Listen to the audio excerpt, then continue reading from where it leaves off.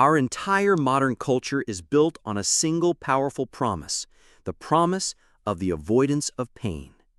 We are sold products to eliminate discomfort, offered entertainment to numb our anxieties, and encouraged to seek the path of least resistance, the life of maximum ease.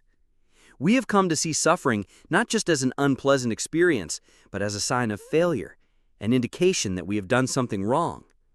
But what if this entire premise is a profound and damaging lie? What if suffering is not, in fact, optional? What if the only real choice we have is not if we will suffer, but how? Welcome to Existential Psychology Insights. If you are tired of superficial solutions and are ready to engage with the deep, challenging, and ultimately empowering truths of the human condition, I invite you to subscribe and join this exploration. Today, we are going to explore a radical and transformative idea that lies at the heart of much of profound philosophy and psychology, the wisdom of choosing your suffering. This is not a call to masochism or a glorification of pain for its own sake. It is a guide to understanding that the quality of your life is not determined by the amount of happiness you experience, but by the quality and meaning of the struggles you are willing to endure. To begin, we must recognize that there are fundamentally two types of suffering in this life. The first is the suffering of meaninglessness. This is the pain that comes from a life of stagnation, avoidance, and inauthenticity. It is the dull ache of boredom from a life without challenge.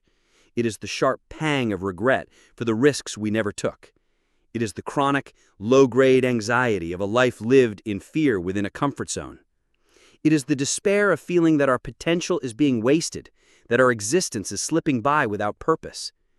This type of suffering is passive, corrosive, and ultimately it weakens the human spirit. It is the pain of the soul's decay. The second type is the suffering of meaning. This is the pain that is voluntarily undertaken in the pursuit of a higher goal, a deeper value, a greater purpose. It is the burn of the athlete's muscles as they train for a championship. It is the frustration of the scientist working late into the night to solve a difficult problem. It is the emotional sacrifice of the parent raising a child. It is the vulnerability of the artist baring their soul to create something beautiful. It is the discipline of the student mastering a complex subject. This type of suffering is active, constructive, and it strengthens the human spirit. It is the pain of growth. The existential truth is that we cannot escape suffering entirely. Life is, by its very nature, filled with loss, disappointment, and hardship. A life completely devoid of all discomfort is a fantasy.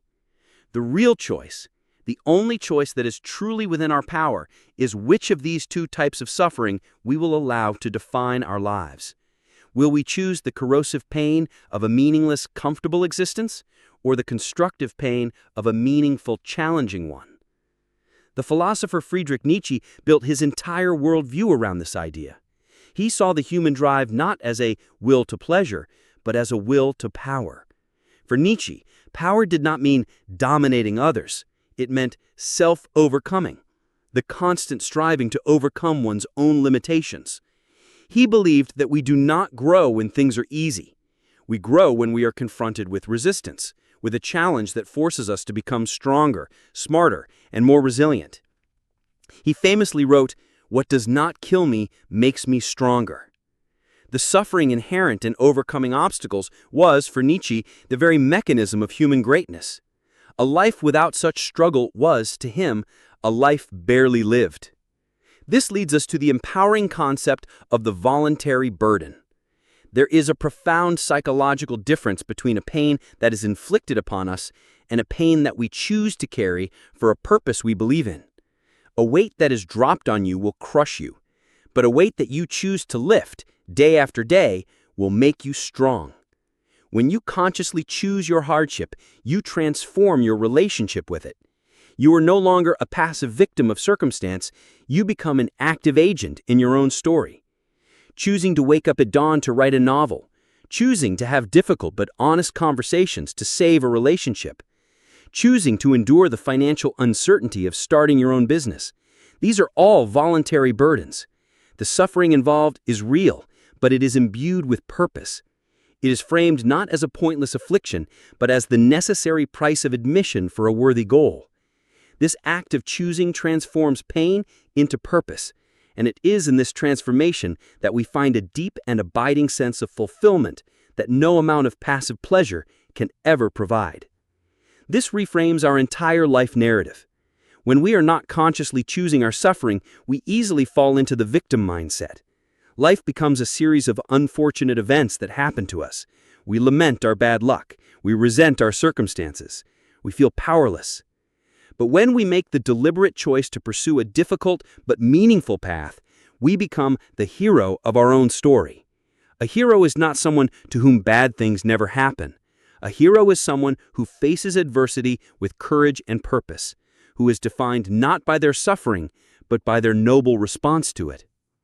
So, how do we practically apply this? How do we choose our suffering? The process begins, as all deep work does, with self-reflection and the clarification of values.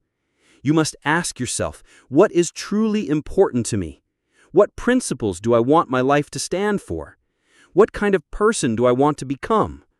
What legacy do I want to leave? Your answers to these questions will become your compass. Once you have a sense of your core values, you can then audit your current life. Look at the areas where you experience the suffering of meaninglessness. Is it the boredom and stagnation of your job? The anxiety of avoiding a difficult conversation? The regret of not pursuing a creative passion? Then you must have the courage to make a choice.